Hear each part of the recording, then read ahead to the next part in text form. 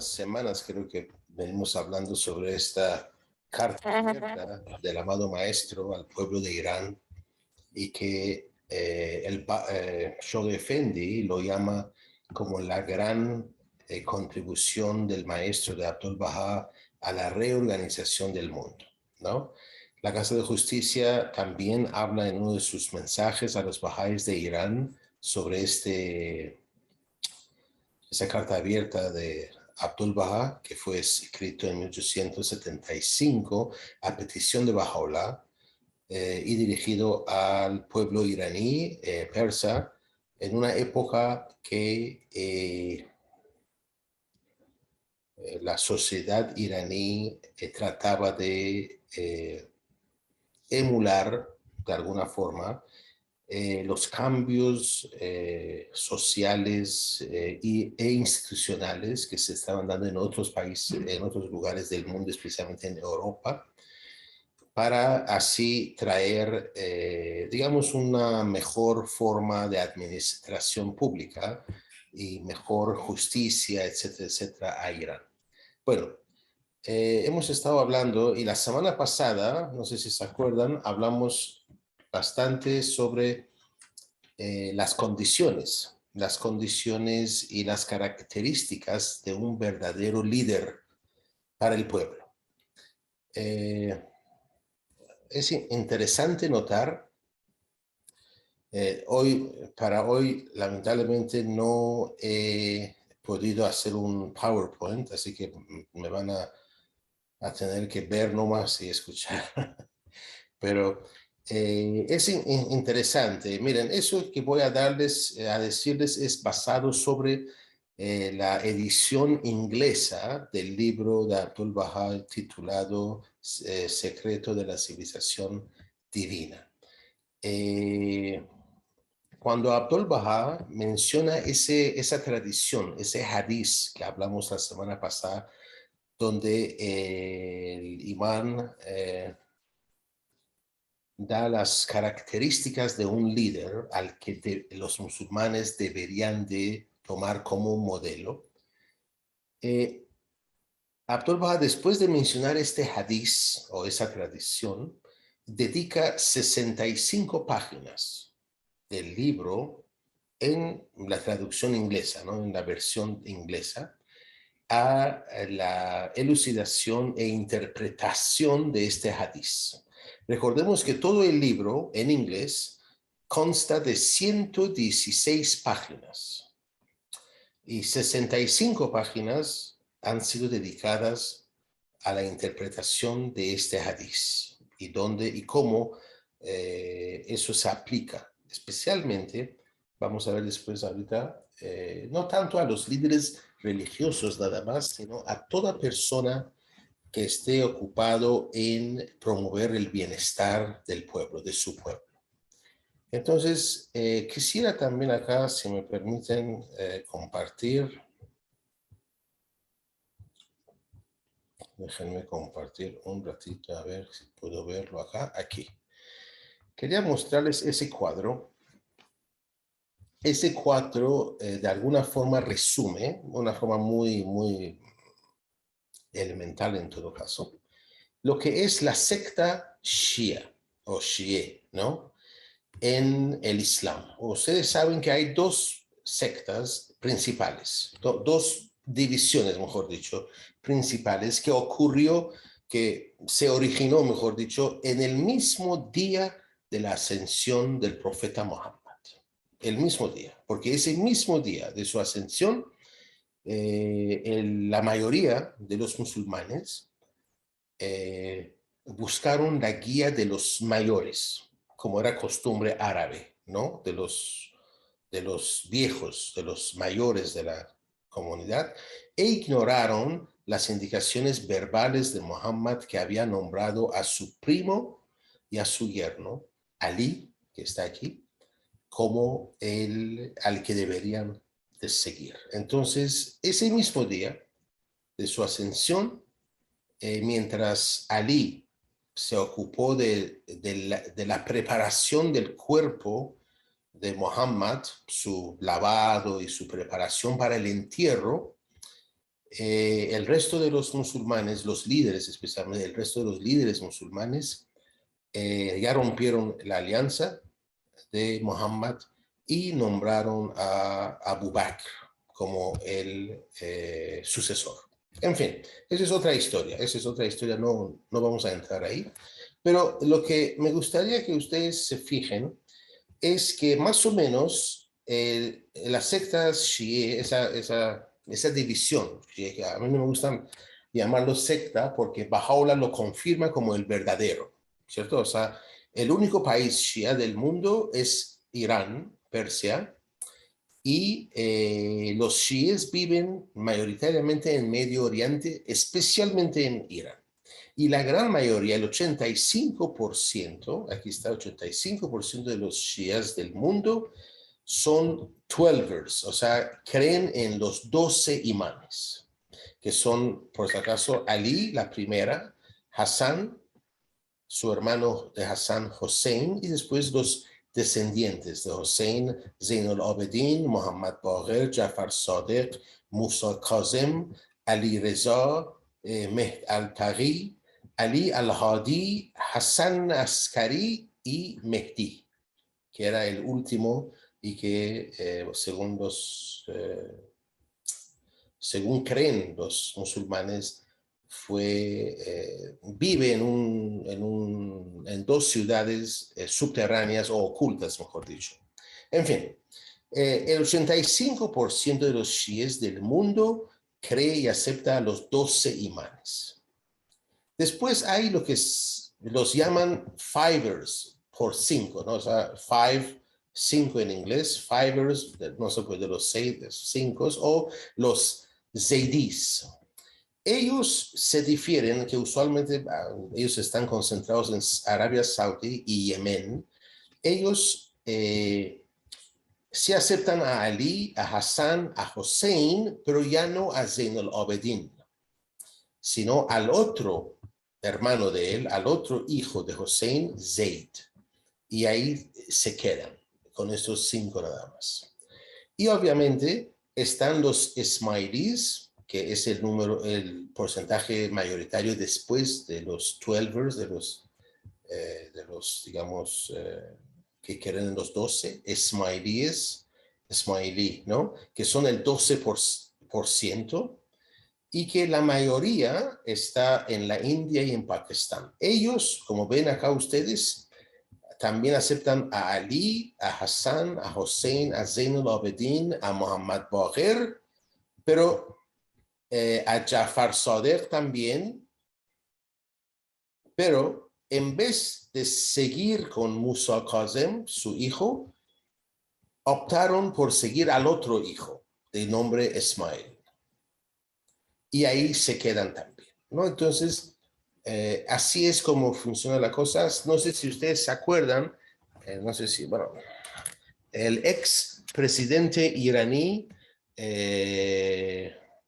¿cómo se llama? Este joven laico, no sacerdote, no me acuerdo ahorita su nombre, que fue presidente hasta hace unos años atrás, muy enemigo de los bahá'ís, por cierto. Ahmadinejad. Ahmadinejad, muchas gracias, Mati. Ahmadinejad, por ejemplo, es un ismailí. O sea, él sí cree en los 12, obviamente todos aceptan de alguna forma porque son descendientes de Muhammad, pero él es ismailí, o sea, su fortaleza está aquí. En fin, eso no tiene mucha importancia para nosotros, excepto de que en el Shi'e, especialmente en la secta de Twelvers, que son la mayoría, se habla de lo que se conoce como taqlid. Taqlid es el hecho, disculpen si me permiten, voy a parar esto un ratito, por favor, para ubicarme. Ya, muy bien. Entonces, en los chiíes, la gran mayoría de ellos, que pertenecen también a la escuela usulí, ¿ok? Que se llama Esna Ashari, ¿no? Son escuelas dentro del Islam, que ese es otro también, podría ser otro tema. Según esta escuela, Usuli, los creyentes, los musulmanes, se dividen en dos. O son mujtahids, o sea, ¿qué quiere decir mujtahid?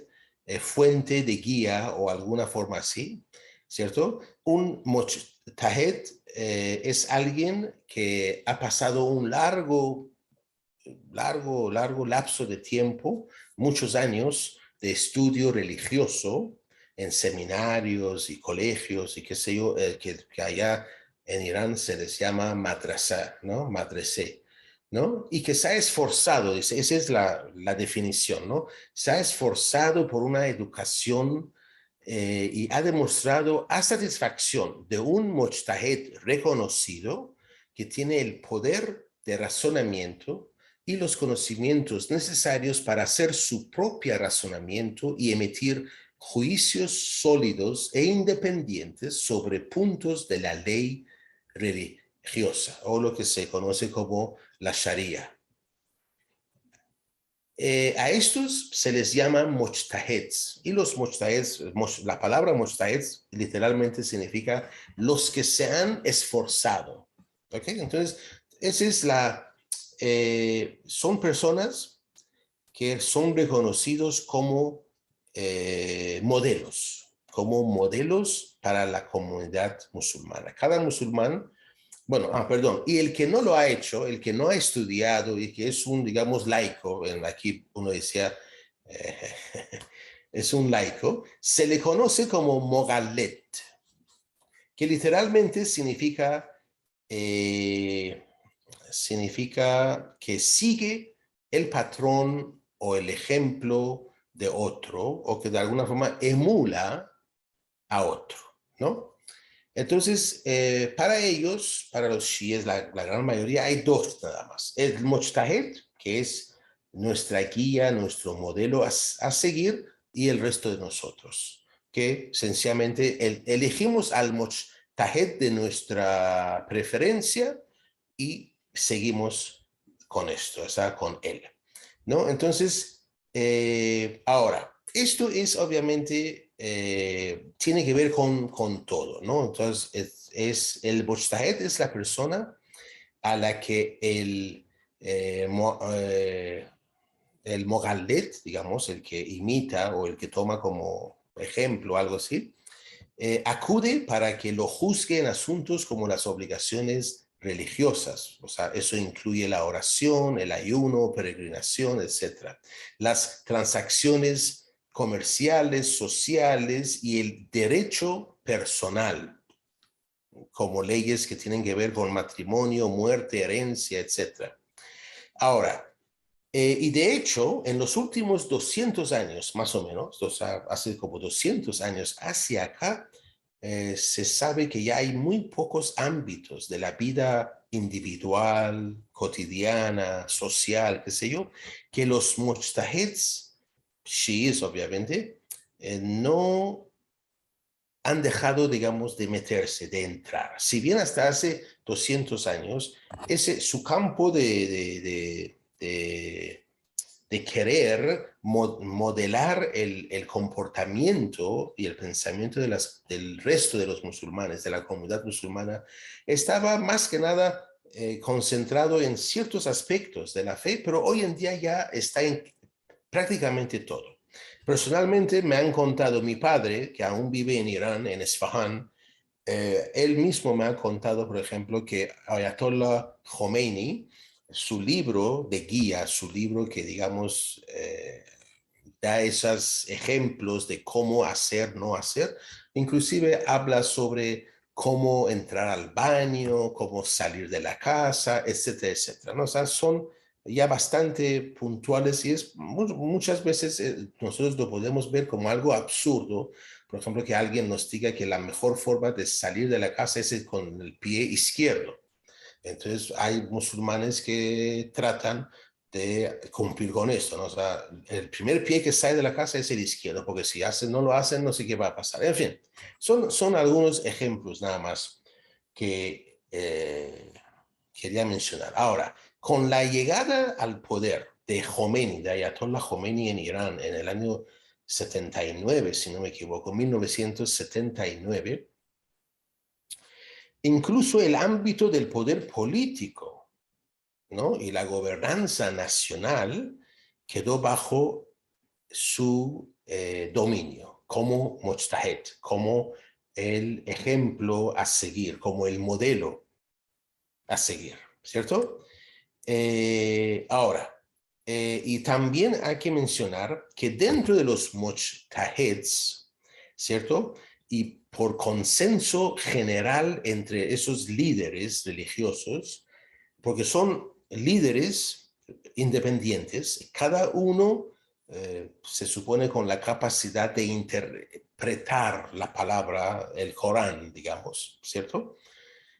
Con validez, ¿cierto? Rara vez se contradicen entre ellos, muy rara vez se contradicen, pueden cambiar en cosas muy minúsculas, pero rara vez se contradicen. Pero a raíz de que Ayatollah Khomeini llegó al poder, tomó el poder político de Irán, entonces el resto de los líderes religiosos elevaron a una serie de ellos, al rango de Marje Taqlid en persa, Marje Taqlid, que significa puntualmente ese fuente de imitación o de emulación o algo así, ¿cierto? Y obviamente, como ya he mencionado, cada musulmán es libre de elegir a cuál de estos sigue. Y estas personas que han sido elevados a ese rango, especialmente porque tienen una gran cantidad de personas que manifiestan que su fuente son ellos, ¿cierto? Entonces, si bien en Irán puede haber, por ejemplo, 1000 mujtahid, es un ejemplo que estoy dando, no tengo certeza de esto, pero si son 1000 y de estos 1000, 15 son los que tienen el 85% de los creyentes bajo su, digamos, guía, entre comillas. Entonces, a estos se les llama ahora Ayatollah al-Osma, que significa literalmente gran Ayatollah. Y son pocos. Esos Ayatollah al-Osma son pocos realmente, ¿no? No son muchos, hay varios obviamente, ¿no? Entonces, eso es nada más la historia, ¿no? O sea, un poquito para ponerlos. Ahora, vamos a entrar un poquito a de dónde sale eso, de dónde sale ese concepto de Taqlid y de Moghallet. De Taqlid, o sea, el mujtahid que se manifiesta sobre esos aspectos de la fe, de la vida cotidiana, etcétera, etcétera, etcétera. Y en los otros, Moghallet, que están en la obligación de seguir esas indicaciones, ¿no? Eso se deriva de una raíz árabe, en una palabra árabe, old, no sé si lo estoy pronunciando bien, mi árabe es muy limitado realmente, pero en castellano o en inglés se le escribe como QLD, ¿cierto? Esa es una raíz de una palabra old, ¿no? QLD. Y que según muchos, esa forma de palabra significa o significaba inicialmente, hace siglos, colgar o atar una especie de adornos o símbolos o signos en el cuello de un animal o de una persona que lo identificaba como no sé cómo se dice en español, como una etiqueta, ¿no? ¿No? Eh, Ahora, con el tiempo pasó a significar la investidura o el otorgamiento de un cargo a alguien. Y en materia religiosa, por supuesto, pasó a significar, y eso es lo que encontramos en los diccionarios, investir con autoridad en materia de religión. Ahora, así el nombre digamos, de esta norma verbal, ¿no? De este verbo, de esta forma del verbo, taqlid, taqlid que viene de esa raíz, ¿no?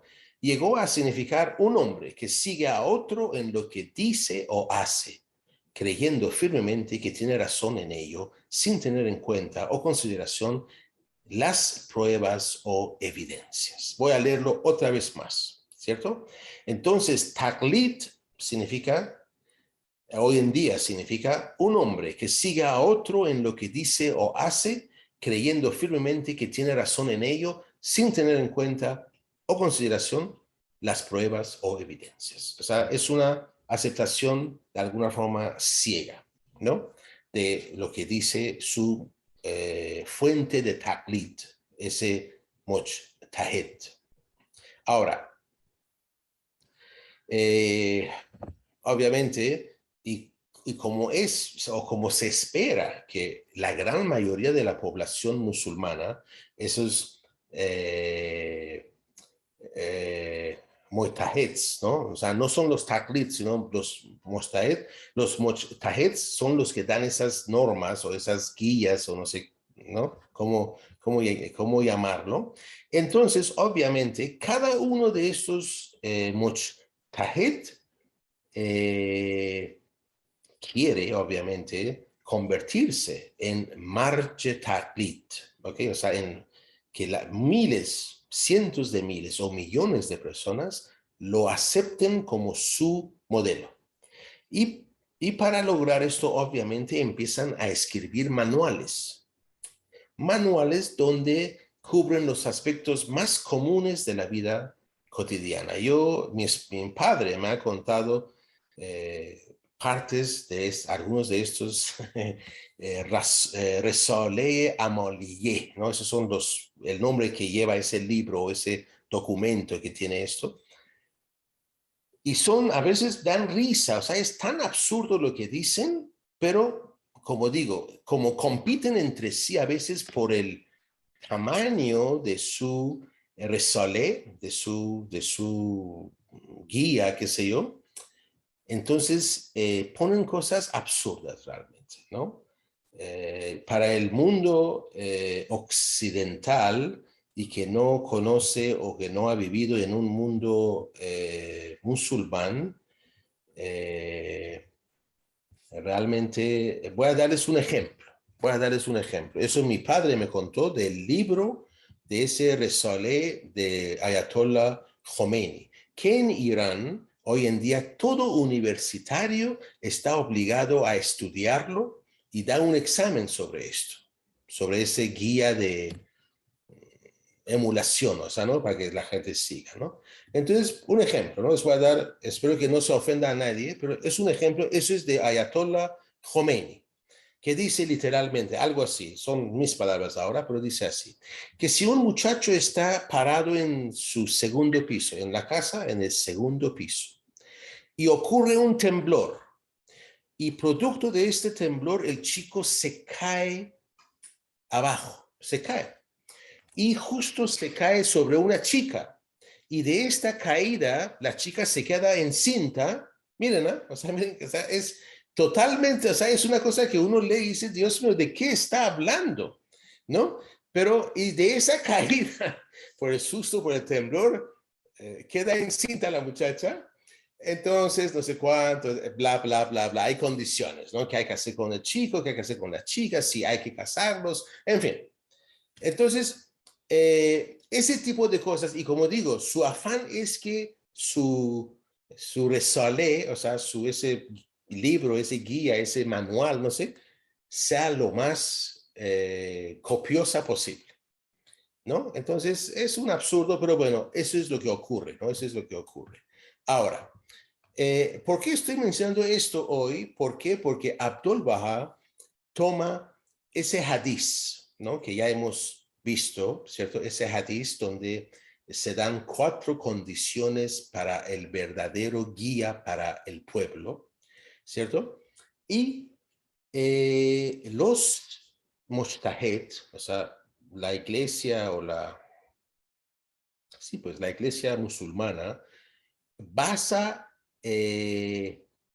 o sea, encuentra su justificación para existir como mujtaheds, como fuentes de emulación, no sé si está bien, ¿no?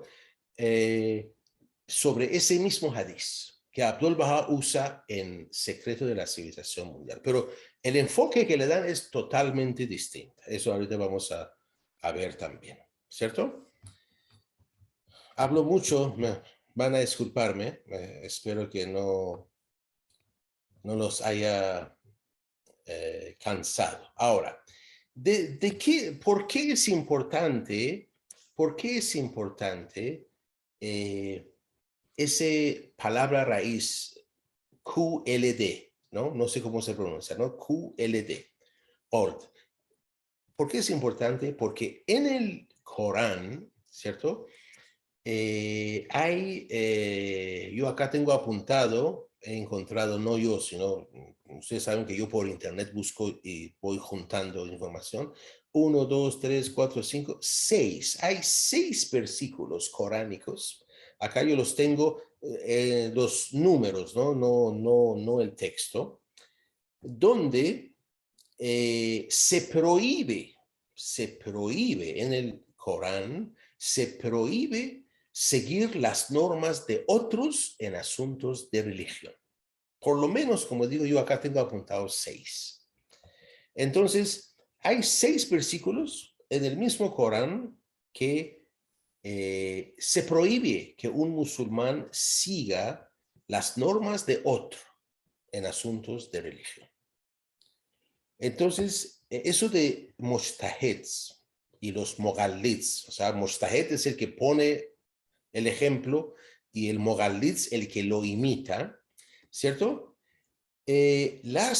Los sacerdotes de la escuela usulí han interpretado esta prohibición de seguir a otra persona para referirse únicamente a las doctrinas fundamentales de la religión. No queda claro a qué tipo o a qué específicamente fundamento de la religión hace mención. Nada más lo mencionan así. Por tanto, significa esto, que en doctrinas fundamentales eso debe ser el resultado de una investigación independiente de cada musulmán. Y no debe ser el resultado de seguir simplemente a los padres o a los líderes, o a los sacerdotes, mejor dicho, ¿no? En cambio, en cuanto a las prácticas de la religión, que la palabra árabe que se usa es furu al-din, esa es la palabra árabe, que significa elementos subsidiarios de la religión. La posición de la escuela usulí del shiismo es que todo aquel que no esté calificado como un mujtahid debe seguir las normas de un mujtahid. Entonces, ahora, ¿cómo decir esto? La palabra que acaba de mencionar, que se dice, la palabra es furu al-din, ¿no? Furu al-din, ¿cierto? Es muy importante porque después lo vamos a encontrar en esa misma hadith. Pero en fin, vamos a continuar. Ahora, voy a contarles la historia de ese hadith, porque Abdul Baha lo que cita del hadith, voy a compartir con ustedes, es una parte ínfima del hadith. Y es la parte más importante, ¿no? Es la parte más importante. A ver, déjenme por favor ubicarme. No estoy compartiendo pantalla, ¿no? Ya, aquí voy a un ratito. Déjenme ver si puedo encontrarlo. Lo he perdido, creo. Un ratito. Yo tengo acá la imagen. Perdón, discúlpenme.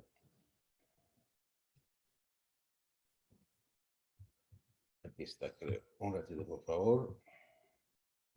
Aquí está, voy a abrirlo. Y ahora voy a compartirlo. Lo he cortado y lo he pegado. Espero que nos sirva.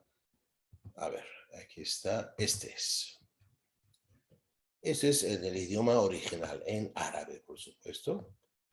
La parte de arriba es lo que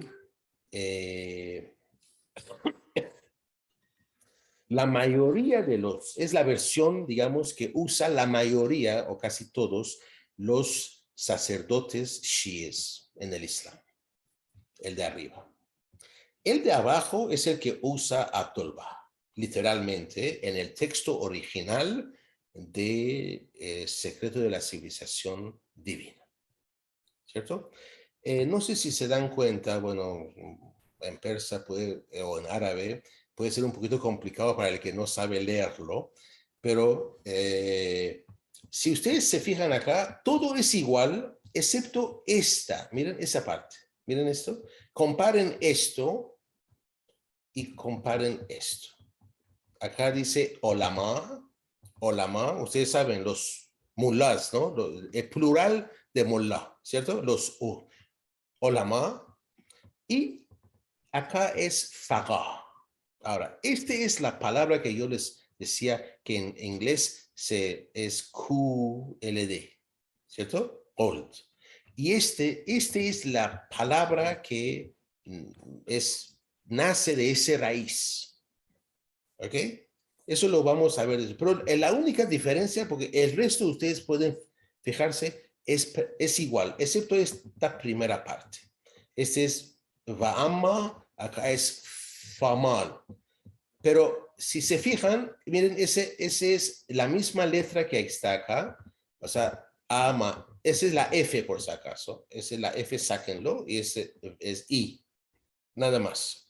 Pero después todo es igual, absolutamente igual, excepto que esta es una versión original.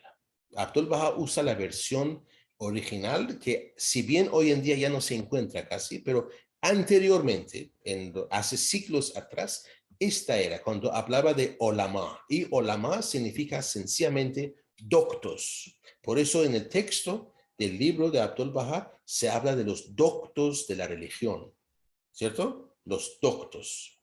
Ahora, con el tiempo se ha cambiado esto y ahora la versión que se usa es faqih. ¿Y por qué es importante esto? Porque faqih viene de esta palabra que significa, eso que les dije, ¿no? De una cosa así, una cosa que ponen para distinguir o para nombrar o designar a una persona y que sirva de guía, algo así. Es la única parte, la única palabra que ha cambiado, pero el resto es igual. Y es más, hay libros de los sacerdotes, pero más antiguos, donde sí usan esta versión. Pero como digo, en los últimos, no sé qué tiempo, ha ido cambiando, ¿cierto? Es como, no sé si a ustedes les ocurre esto, a mí me gusta leer la Biblia y siempre a veces encuentro en una parte una traducción y voy a otra Biblia y hay una variedad, ¿no? Hay como 10, 12, 15 variaciones. No cambia mucho, pero sí son variaciones, ¿no? Entonces, lo que me parece que, por ejemplo, en la Fe Bahá'í, ahora la Casa de Justicia hace algunos años, en español, no sé si se han dado cuenta, encontramos la misma oración en varias versiones, ¿cierto? Hay una versión que usa tal palabra porque es de España, otro de México, de Argentina, de Bolivia, etcétera. Entonces iban cambiando. Ahora la casa ha creado ya un panel de traducción para uniformizar esto, ¿no? Para mantener una uniformidad, que es importante, me parece. Muy bien. Entonces, la segunda aquí es el que usa Abdul-Baha, ¿no? Vamos entonces voy a parar esto otra vez. Espero que no se estén cansando. Es un poquito, bueno, es mucho de esto, ¿no? En fin, ahora, el hadiz,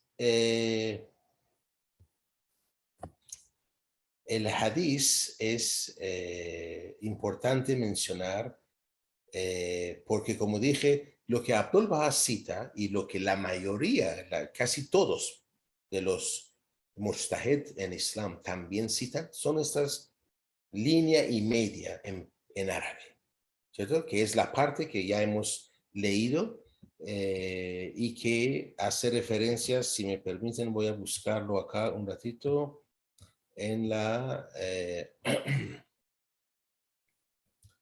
discúlpenme a ver si puedo encontrar ese hadiz.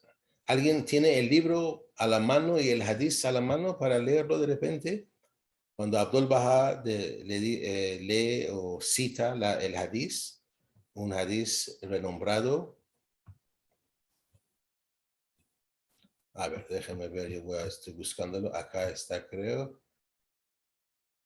Aquí está. La parte que hemos visto ahorita en árabe, en español dice, en cuanto a aquel que es docto, debe guardarse, defender su fe, oponerse a sus pasiones y obedecer los mandamientos de su Señor. Es entonces deber del pueblo modelar sus personas a semejanza de él. ¿Ok? Esa es una oración realmente, ¿no? Esa es una oración del hadiz, pero el hadiz tiene varias páginas, es bastante más larga, es una historia, ¿no? Entonces, esas 4 condiciones que ese hadiz impone para que alguien sirva como modelo es guardarse, defender su fe, oponerse a sus pasiones y obedecer los mandamientos de Dios. Esas 4 condiciones. Ahora, disculpen.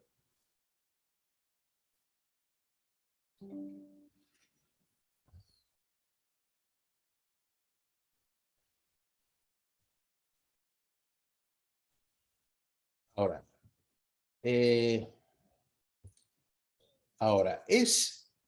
¿por qué esa parte de ese hadiz es importante? Ya dije, es el único lugar donde aparece ese verbo, esa raíz, esa palabra, que se entiende que justifica la existencia de taqlid y mogallit, o sea, el que pone su modelo, sirve de modelo y otros que lo emulan, lo imitan, digamos, ¿no?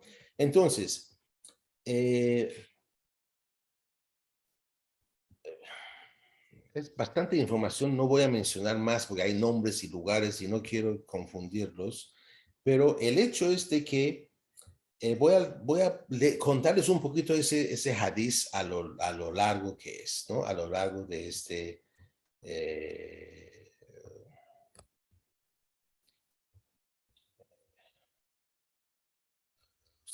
el hadiz para que... eh, ahora, ese hadiz dice así. Eh, algo que quería mencionar. Todos han escuchado de Sheikh Tabarsi, ¿no? Ese lugar en el norte de Irán que ocurrió esa batalla, ¿no? Entre Qudus, eh,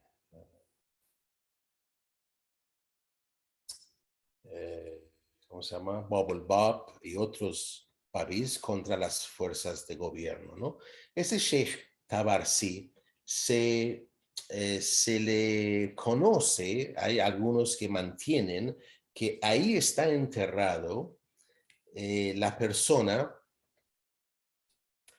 digamos, la persona que hace muchísimo tiempo atrás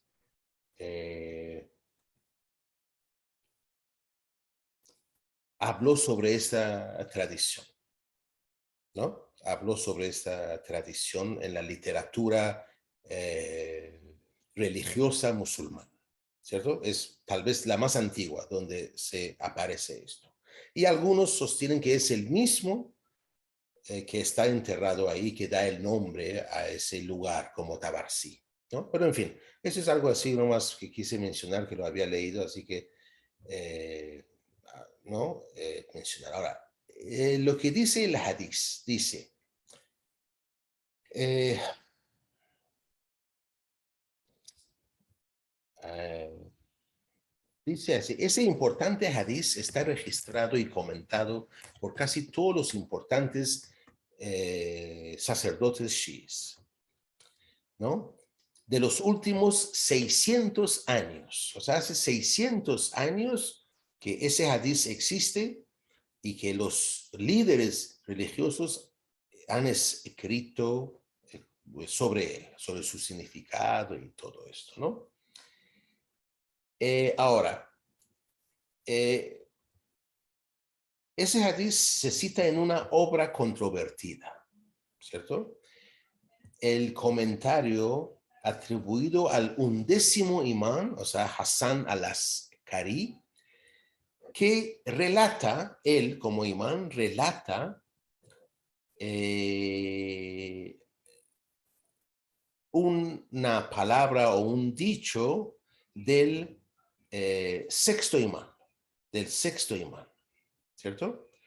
Entonces, hay una controversia ya. Hay líderes shiís que no aceptan ese hadiz como verídico, ¿cierto? Y otros que sí lo sostienen o lo mantienen como verídico, ¿no? Entonces, ahí hay cierta suspicacia, en fin, pero no vamos a entrar ahí, ¿no? Porque Abdul Baha y Baha'u'llah, los dos hablan sobre este hadiz en sus escritos, así que para nosotros Bahá'ís es válido, eso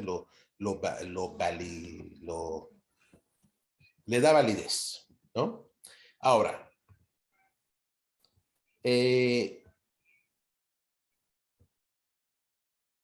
dice, ese es el hadiz, dice que un hombre le dice a Sadiq, el sexto imán, ¿no?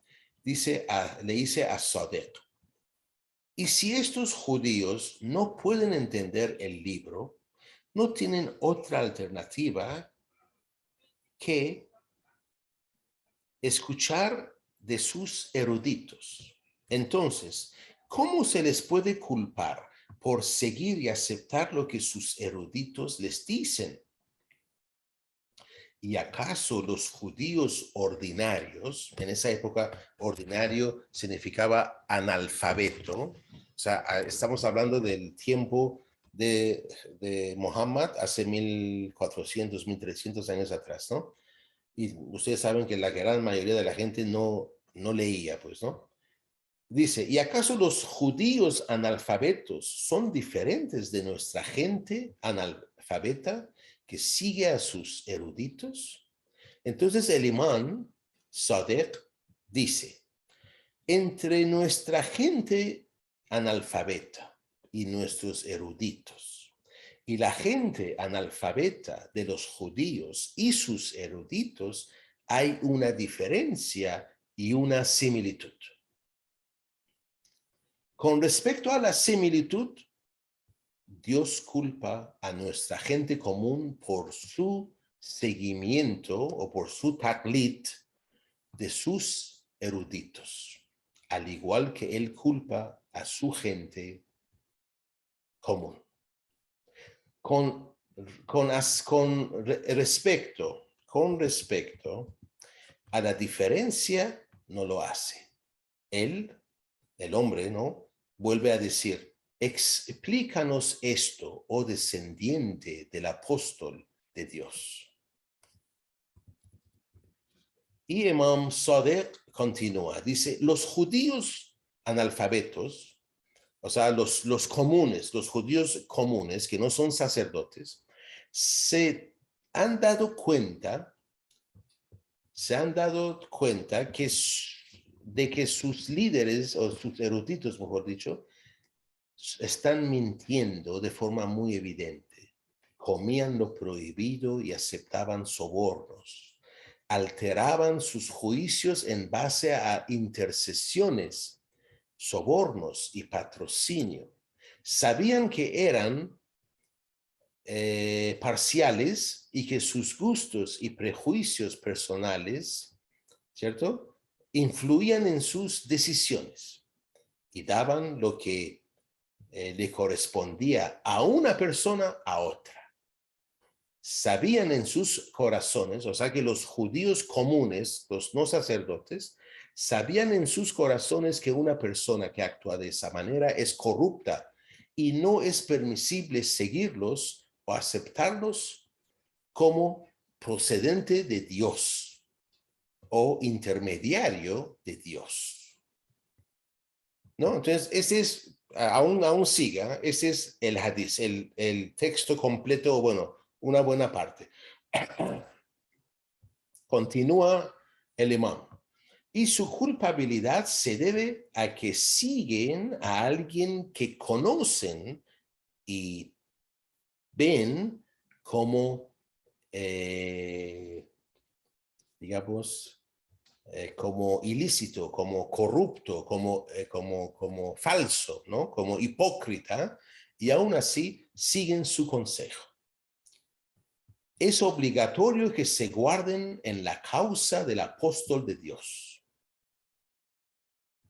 Cuando la evidencia es tan clara que no puede ser ocultada y tan obvia que no necesita ser explicada. Entonces, esa hadith hace referencia a la época en que los judíos no reconocían a Muhammad. Ustedes saben que los judíos hicieron mucho daño a Muhammad como persona, como profeta. Le causaron muchísimo dolor, ¿no? Muchísimo dolor a Muhammad. Sabemos por qué Muhammad cambió el punto de adoración desde Jerusalén a la Kaaba, ¿no? ¿Por qué? Porque estaba tan ofendido por los judíos que cuando hacía sus oraciones obligatorias y se dirigía a Jerusalén, un lugar netamente judía, su corazón no estaba en paz. Entonces, eso está registrado en el mismo Corán. El arcángel Gabriel, cuando él está dirigiendo la oración, le dice, apóstol de Dios, dirígete a un lugar donde te sientas mejor, algo así. Estoy usando mis palabras. Y Muhammad, en medio de la oración, se aparta su rostro de Jerusalén, del Al-Qibla, ¿cierto? Y vuelve su rostro hacia la Kaaba en Meca. Y desde entonces, la Kaaba, ese cubo en la Meca, se convierte en punto de adoración para los musulmanes. ¿Ok? Entonces, eso mismo lo cuenta Baha'u'llah en el Kitab-e-Iqan, en el libro de la certeza. Y esto consta en el Corán, ¿no? Entonces, los judíos causaron mucho daño a Muhammad. No hablo nada más como profeta, sino como persona, ¿no? O sea, le hicieron mucho daño, ¿no? Entonces, eso es lo que dicen. Ahora, así, continúa el imán.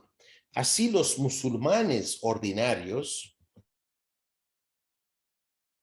religiosos son culpables de corrupción abierta, prejuicios, implicación con la escoria de este mundo, favoritismo hacia los suyos y haciendo la vista gorda con los que se oponen a ellos por mucho que tengan derecho.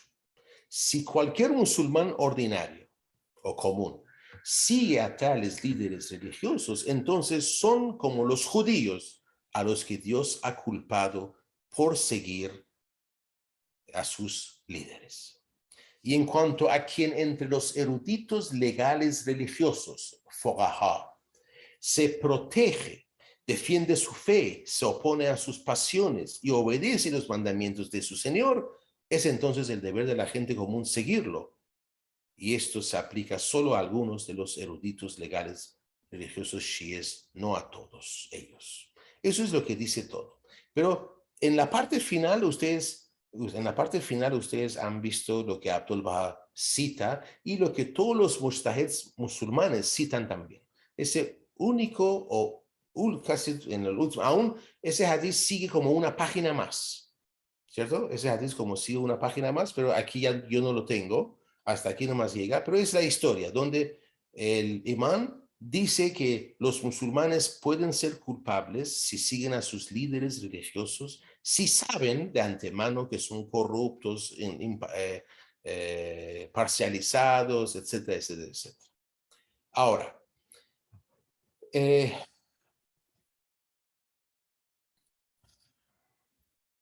entonces, esa es la única frase que se usa para digamos, de alguna forma interpretar este hadiz. Es lo que ya vieron en, eh, ¿cómo se dice? En pantalla, que es este, ¿no? Que es este. ¿Lo pueden ver? Está aquí, es este, ¿no? Y como dije antes, esta palabra, la última palabra, yakladu. Yakladu viene de esa raíz que significa o que justifica de alguna forma fuente de emulación y el que emula, ¿no? Es esto, de todo ese hadith, toda esa historia que en forma muy clara explica cómo el musulmán también puede fallar si es que sigue a algún líder corrupto. Nada más ellos hablan sobre esto, ¿no? No toman en consideración el resto.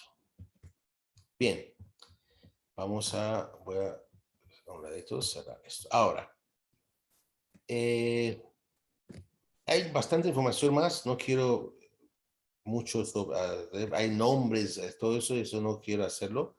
Ahora, vamos a ir un poquito hacia, ustedes ya hemos hablado la semana pasada sobre la interpretación que hace Abdul Baha y que realmente no es aplicable su interpretación nada más a los líderes religiosos, sino que lo aplica a todas las personas, a todo musulmán, ¿no? A todo musulmán, pero especialmente a los que se hacen llamar doctos, ¿cierto? Pero ese docto no es únicamente alguien que está en la iglesia. El docto también puede ser el estadista, el que está a la cabeza de un departamento importante en el país, etcétera, etcétera, etcétera. En los últimos años, empezando con Ayatollah Khomeini, se quiso dar inclusive más significados a ese versículo y se quiso se introdujo, mejor dicho, el término valiyat faqih, ¿cierto? Valiyat faqih, que se entiende como el regulador de todos los asuntos y que todas las leyes, el parlamento y consejos consultivos estén supeditados a él. Ustedes saben que hoy en día en Irán hay un congreso, hay presidente, hay ministros, etcétera, pero el Ayatollah Khomeini es el Valiyat Faqih. Él es el regulador. O sea, él agarra y contradice al presidente. Él agarra y contradice al Congreso. ¿Por qué? Porque él es el regulador de todos los asuntos. Él es el líder supremo. En castellano, en inglés, lo traducen como líder supremo, ¿cierto? Más allá del Congreso, más allá de la ley, más allá del presidente, de todos. Eso allá se le llama Valiyat Faqih. Esto ha ocurrido en los últimos tiempos nada más, donde Ayatollah Khomeini y otros, especialmente Ayatollah Lari también, otro Ayatollah, introdujeron ese término y lo hicieron válido, ¿no? Lo hicieron válido, digamos, ¿no? Ahora, eso no quiero entrar en este lado. Ahora, vamos a hablar sobre la interpretación de Abdul Baha, ¿no? ¿Qué dice él? Lo que hablamos la semana pasada, pero ahora un pequeño resumen. ¿Qué dice él? ¿No? Abdul Baha también observó y se interesó mucho por esta misma tradición del sexto imán, registrada por el 11º imán. Y además se interesó exactamente por la misma frase de este largo hadiz sobre la cual los sacerdotes chiíes han basado su propia justificación y liderazgo. En el secreto de la civilización divina, después de escribir sobre los eruditos, ulama, que recorren el camino recto y están versados en los secretos de la sabiduría divina y están informados de las realidades de los libros sagrados. Esas son palabras de Abdul Baha mismo, que llevan en sus corazones la joya del temor de Dios y cuyos rostros luminosos brillan con las luces de la salvación y afirmando que son lámparas de guía entre las naciones y estrellas de buena fortuna que brillan desde los horizontes de la humanidad, las fuentes de vida para los que yacen en la muerte de la ignorancia y el desconocimiento y manantiales de perfecciones para los que tienen sed y vagan en el páramo de sus defectos y errores. Son médicos expertos para el cuerpo enfermo del mundo. Son el antídoto seguro contra el veneno que ha corrompido la sociedad humana. Ahora, eso es, miren con qué lenguaje tan cómo elogia al que pudiera ser un verdadero erudito en la fe de Dios. Abdul-Baha continúa afirmando, para todos, sin embargo, Dios ha creado un signo y un símbolo y ha establecido normas y pruebas por las que puede ser conocido. Y luego dice que los doctos, o sea, los olama, deben caracterizarse por sus perfecciones interiores y exteriores. Deben poseer un buen carácter, una naturaleza iluminada, una intención pura, así como poder intelectual, brillantez y discernimiento, intuición, discreción, previsión, templanza, reverencia y el temor a Dios. Continúa Abdul-Baha y define quién puede ser considerado verdaderamente como uno de estos eruditos que ha descrito en términos tan elogiosos. Y es al hacer eso que cita el hadiz que acabamos de ver, ¿no? Ese hadiz, ¿no?, que dice del sexto imán citado por el 11º imán. Ahora, hemos hablado ya de que hay una sola palabra que cambia ahí, ¿no? Que Abdul-Baha usa una palabra, olama, ¿cierto? Que significa doctos, mientras que los otros, los sacerdotes shiís, que con ese hadiz justifican su existencia, ellos usan la palabra al-fogha. Al-fogha en árabe significa eruditos legales religiosos, ¿cierto? Como he dicho ya, la forma que Abdul-Baha usa no es desconocido en los libros shiís.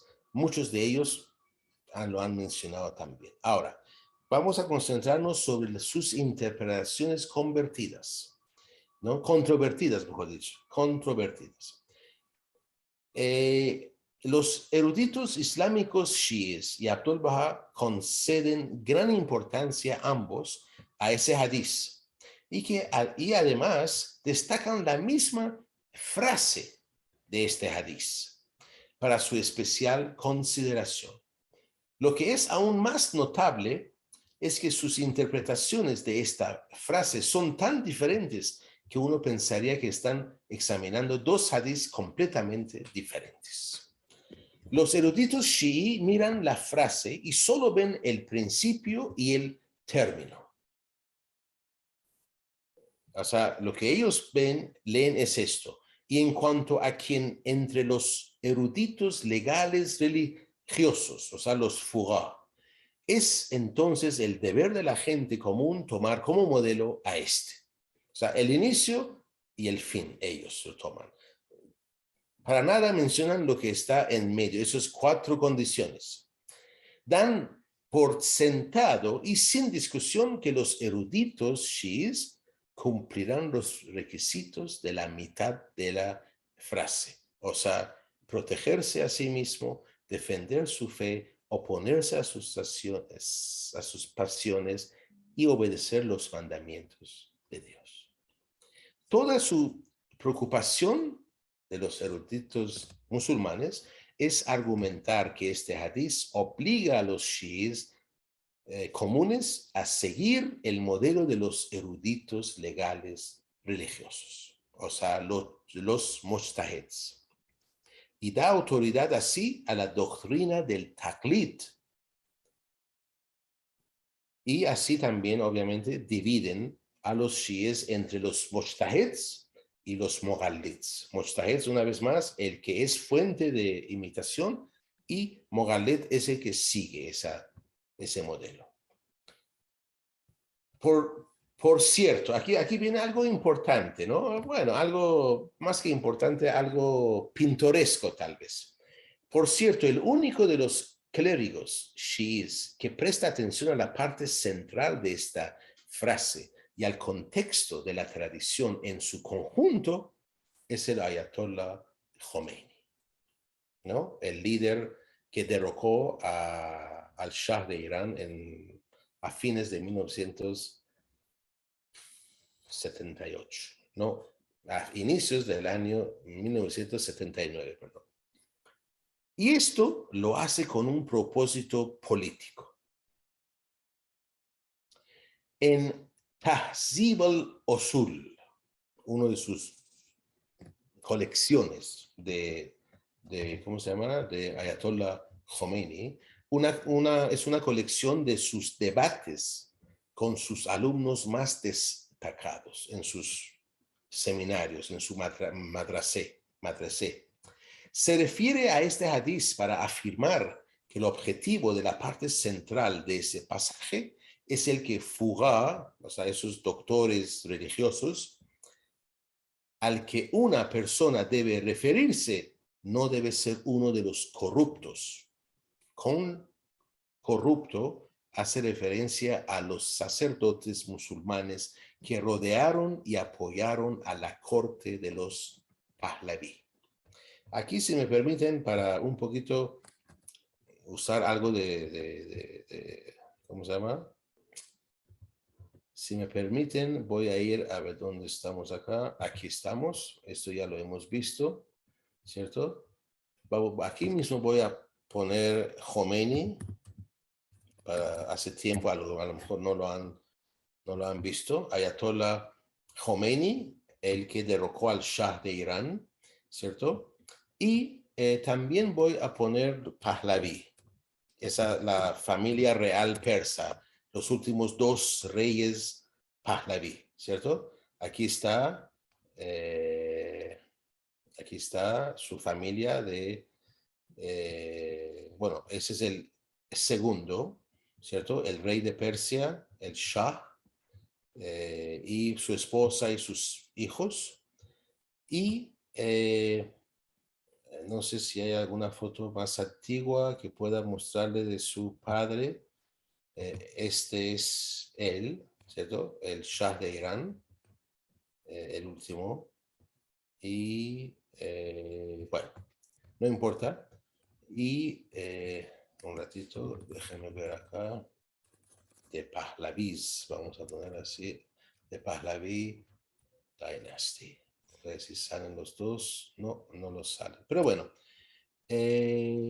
Entonces, para Ayatollah Khomeini, el sacerdote musulmán que se corrompe o es corrupto es el que apoyó al Shah de Irán.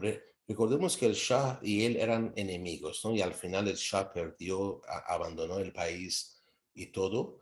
De Pahlavi, father. Bueno, quiero mostrarles a su padre también. Aquí está.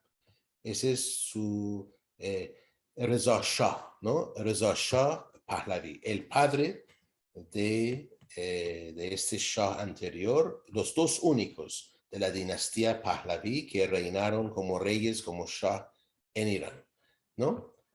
Nada más quería mostrarles eso para hacerlo un poquito más interesante, tal vez con fotos, siempre es un poquito, me parece más interesante. Ahora, vamos a volver, ya estamos en la parte final.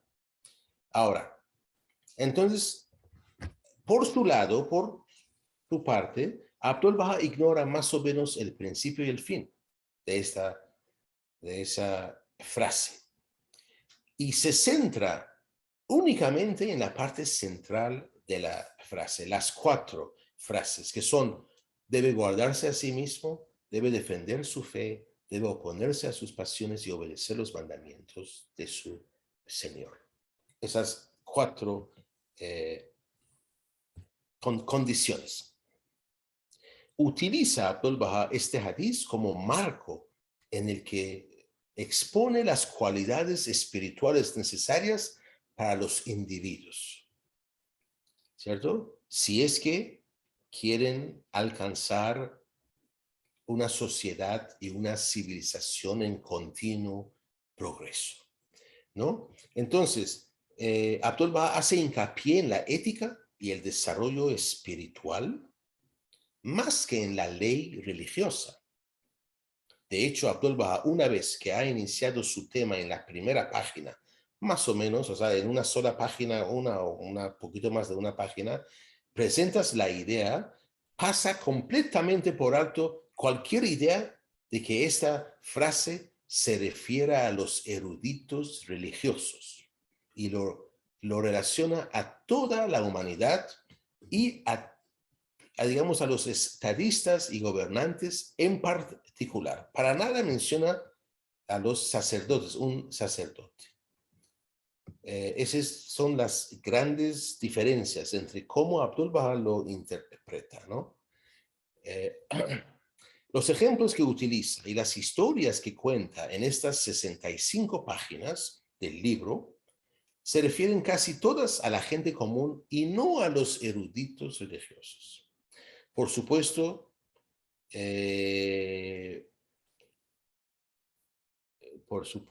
le ayuda a Abdul Baha a poder hacer esto, la versión que usa del hadiz, que tiene la palabra olama, en vez de la otra versión que usa la palabra fogah. Fogah, una vez más dije, olama significa alguien que tiene conocimiento. Fogah, en cambio, es el que es de la parte religiosa. Aunque en el uso actual se refiere casi exclusivamente a los eruditos religiosos islámicos, la palabra olama hoy en día lo entendemos como una referencia a los mullah, a los sacerdotes, hoy en día, ¿cierto? Pero en tiempos pasados hacía referencia a filósofos, científicos, médicos, estadistas, eruditos, gente con sabiduría, ¿no? De hecho, en el periodo de la época safavida, los reyes safavida de Irán, había un grupo de personas que habían recibido formación religiosa y que luego pasaban a ocupar importantes puestos en el gobierno, o sea, sin convertirse en sacerdotes, a los que Said Amir Rojmand llama el destacamento clerical, ¿okay? Pero que no eran sacerdotes, pero sí habían recibido una formación religiosa. Muy bien, entonces, estamos en la parte final y nada más para cerrar realmente, es así, digamos, el análisis detallado de Abdul Baha sobre la ética de las 4 frases centrales de la tradición esa, está probablemente más en consonancia con la intención del hadiz en su conjunto que el uso que hacen los eruditos shiíes del hadiz para justificar el taqlid.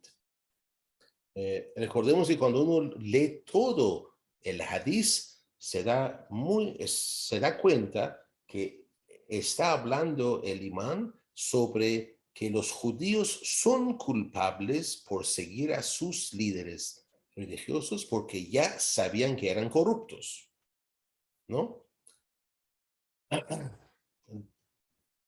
Donde Abdul Baha se aparta aún más de la religión de los eruditos islámicos y establece un nuevo patrón para la comunidad Bahá'í, es en la manera en que el aprendizaje de los eruditos islámicos se deja de lado como criterio para que alguien sea considerado erudito y digno de servir de modelo a los creyentes, sino las calificaciones divinas esposadas en las 4 frases centrales de esta tradición han de ser los criterios de la comunidad Bahá'í, y estos criterios están abiertos a todos los creyentes, no a una clase religiosa profesional.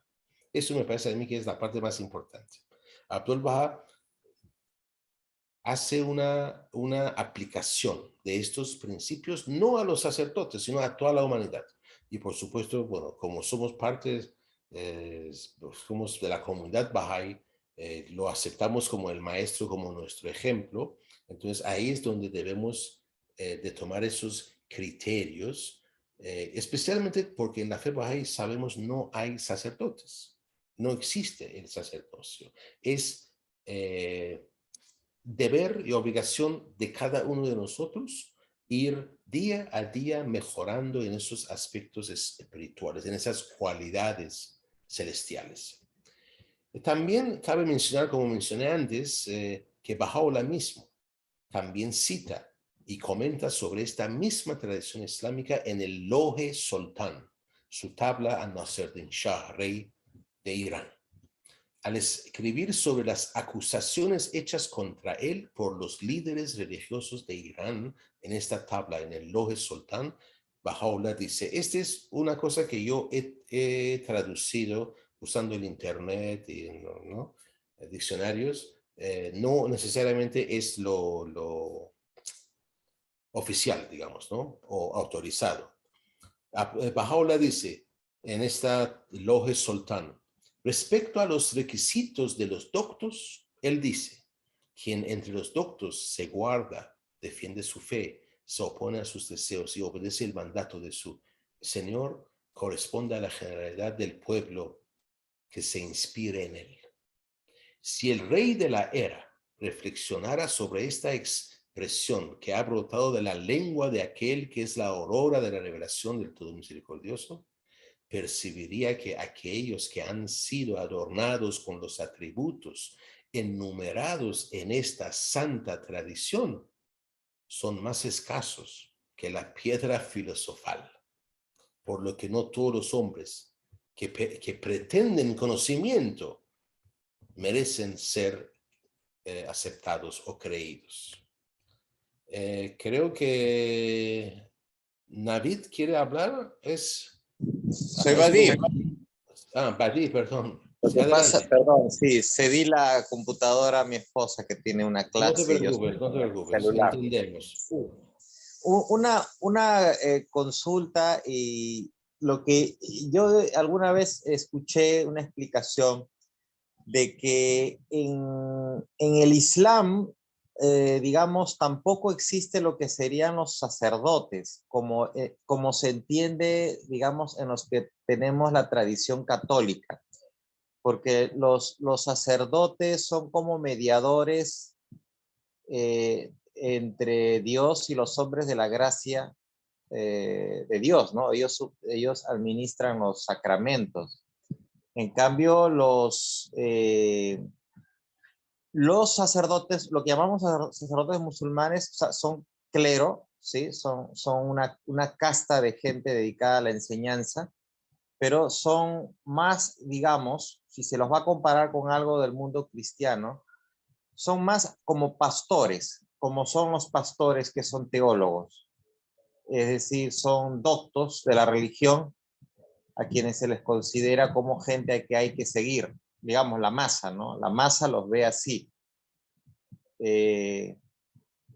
Entonces, digamos que había esa diferencia que fue la que había Sí. escuchado. Ok, gracias. Entonces, no, a ti más bien, Vadim. Sí, es muy, muy cierto, ¿no? O sea, las iglesias, o sea, la católica o la cristiana con la musulmana es muy distinta. O sea, no, como tú dices, tú acabas de decir, lo que pasa es que en la iglesia católica, especialmente la católica, donde yo sé, los sacramentos y un montón más de cosas han sido añadidos. No sé si me voy a entender. O sea, tú abres la Biblia, el Nuevo Testamento, y no encuentras ninguna palabra sobre ningún sacerdote, ninguna palabra sobre, ¿cómo se llama? ¿Cómo se llama ese acto de echarle agua al bebé? ¿Cómo se llama? Bautizo, ¿no? O sea, Bautizo. sobre el bautizo, sobre, ¿cómo se llama? A los 8 años los niños tienen su primera comunión, creo, y su La confirmación y no confirmación sé qué otras después. cosas.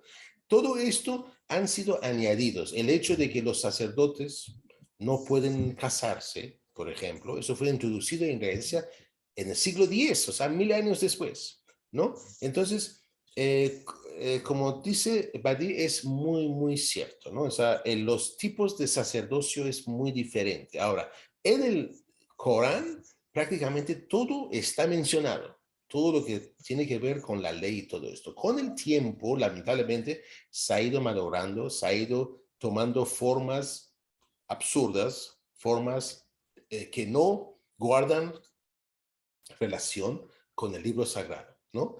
Pero nominalmente, o por lo menos en forma externa, están mencionados, ¿no? En el Corán, la gran mayoría de ellos, ¿no?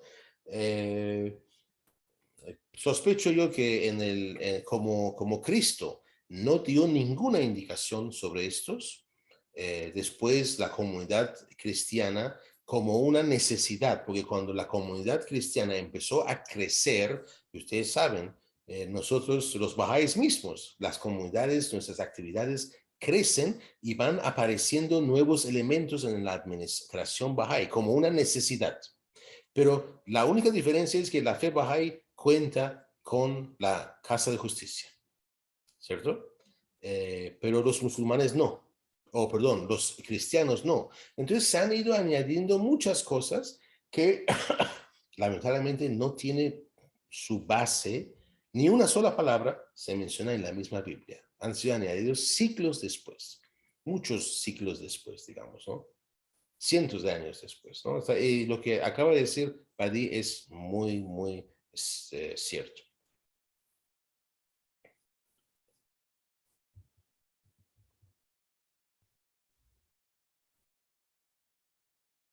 Muy, no sé, ¿alguien más? Por favor, alguna aportación. Recordemos que esas no son charlas, esas son sencillamente aportaciones y es una conversación más que nada, ¿no?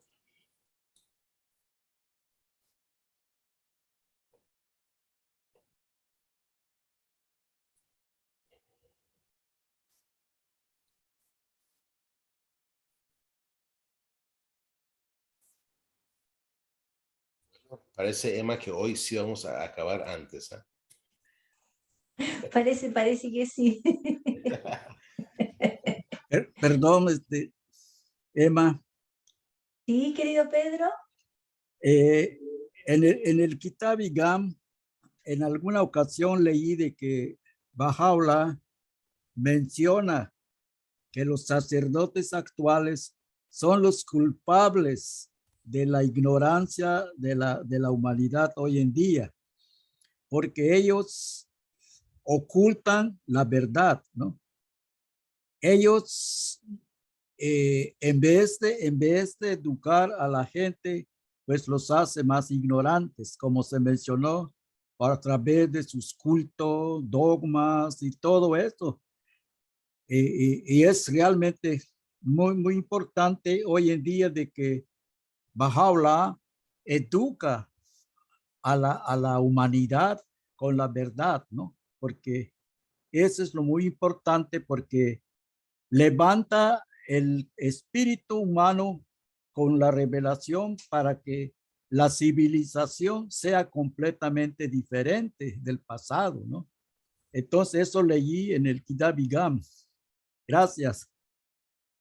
Gracias, don Pedro. Así es, muy cierto, muy cierto. Recordemos que Bahá'u'lláh mismo habla muy elogiosamente de los sacerdotes, porque han sido una parte importante en ese proceso de educación espiritual de las masas. Lo que ocurre en el que estaba llegando efectivamente, cuando viene la nueva manifestación, ¿por qué viene? Porque la religión anterior ya perdió su brillantez, ya perdió su luz, ¿cierto? Entonces, y ahí es cuando esos sacerdotes los compara con las estrellas, pues en el cielo, de que caen, ya una estrella que nos guiaba, ¿cierto? Ahora ya no, entonces se cae del cielo y se convierten lamentablemente en los primeros enemigos de la nueva manifestación, ¿no? Y lamentablemente es justamente que hoy en día la humanidad está llena de, ¿cómo se llama eso?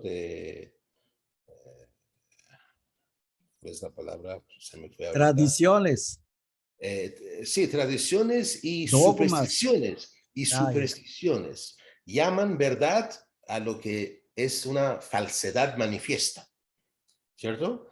Sí. Y eso es lo que ahora también dice, de que la gente está hundido, está confundido por esto, por esas ideas que lamentablemente el mismo sacerdocio de sus iglesias les han ido inculcando. Por ejemplo, que la verdad lo tiene el sacerdote.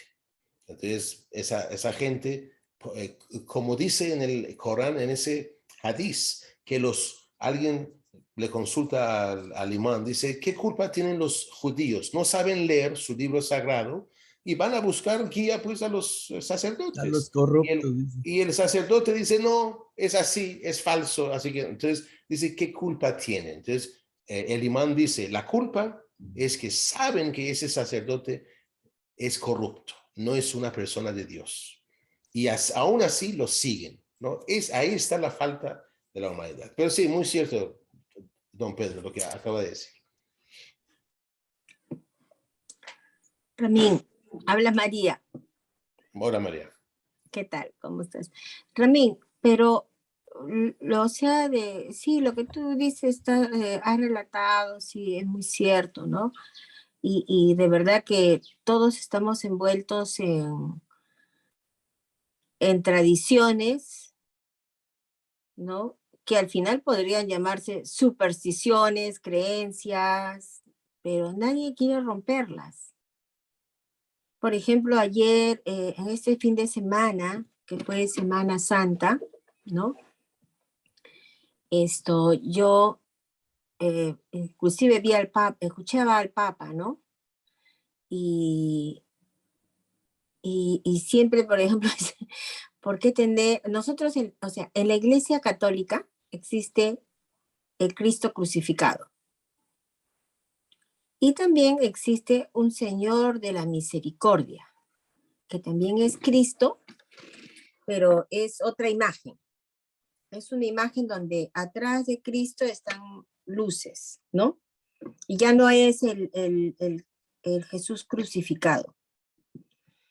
Entonces, y justo, ¿no? Y yo me ponía a pensar, pero, ¿cómo deshacernos de eso? O sea, a mí me costó bastante trabajo dejar aunque no lo he dejado del 100%, soy honesta en decirlo, pero lo del Señor de los Milagros, ¿no?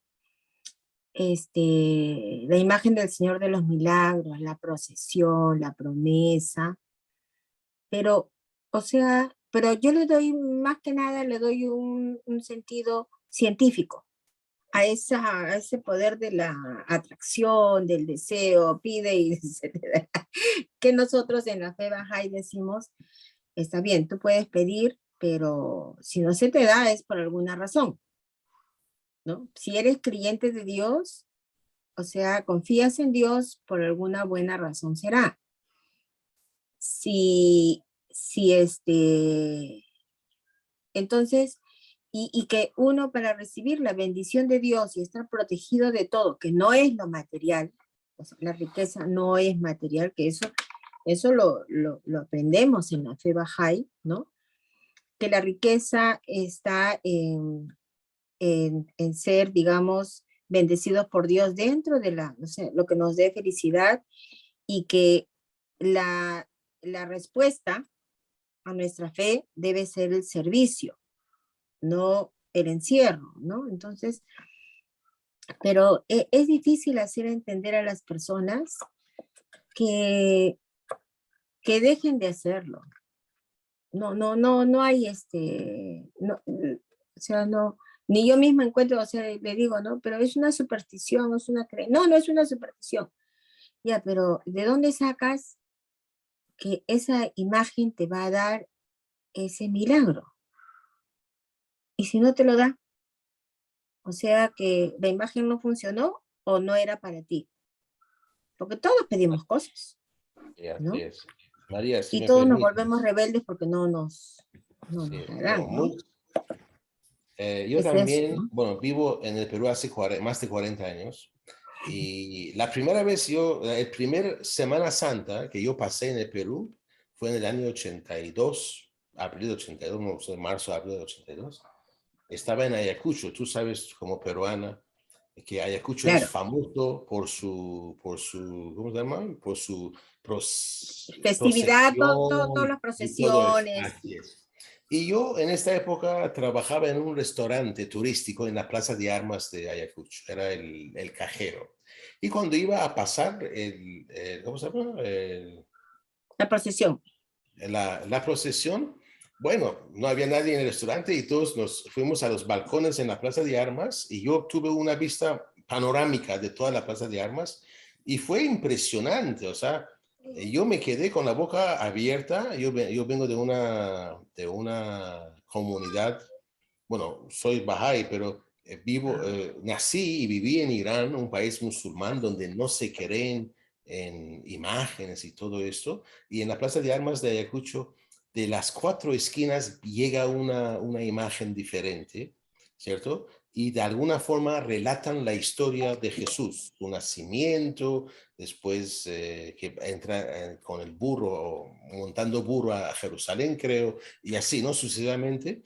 Y en fin, y luces, y realmente impresionante. Yo me quedé con la boca abierta, nunca había visto algo así, pero pensaba yo también en mi cabeza, yo era un joven chiquillo de 17 años, y pensaba yo en mi cabeza, cómo tanta gente puede seguir a muñecos? Oye, oye, oye. O sea, no, a mí realmente me impresionó esto, pero he llegado a entender y a respetar ese amor genuino de tantos miles de cristianos. O sea, Bahá'u'lláh mismo dice, el ser humano es esencial y principalmente espiritual. Nuestro cuerpo es un préstamo tal vez, ¿no? Un vehículo que nuestra alma usa en este mundo, unos 80, 90, 100 años, poco más, poco menos, no sé. ¿Para qué? Para prepararnos para nuestra vida eterna que es netamente espiritual. Nuestra verdadera vida no es esta, ¿cierto? Como bajáis, hemos aceptado esto, pero, y eso nos dice que el hombre siente a Dios, o sea, el hombre, aunque digan que no, pero sabe su interior, siente una atracción hacia lo elevado, lo celestial, ¿no? ¿Por qué? Porque somos esencialmente espirituales. Pero la, Lamentablemente, nos han inculcado ideas falsas, vanas imaginaciones y ociosas fantasías, lo que dice Bahá'u'lláh, ¿no? claro, pero somos así, somos idólatras, ¿no? O sea, sí, sí. pero mira, algo, a ver, tú me podrías explicar algo que a mí llamó mucho mi atención, es, por ejemplo, la concurrencia a la tumba de Jafés, de los musulmanes, todos son musulmanes. Sí, sí. Y después, yo veía señoras que lloraban ahí en las tumbas, no sé, pues en Shiraz creo que, o también en Teherán hay Hafez y no, hay Sa'di. en las mezquitas hay unas tumbas. Ah, sí, esos son los Imamzadeh, sí. Y Sí, que se reúne la gente y le da dinero sí, sí, y sí. lloran y también Sí. están ahí toda la familia. ¿Y eso no es fanatismo? No, por supuesto que sí, por supuesto que sí. Yo no digo que uno sea mejor que el otro. Los dos están envueltos en ideas que no tienen una base verdadera, ¿no? Pero tal vez Farhad quisiera hablar algo también, no sé, pero eso lo vemos en todas partes, o sea, empezando desde China, desde Japón, China, y los hindúes y los budistas que adoran a estatuas con 6 manos y que no sé cuánto, ¿no? Todo eso.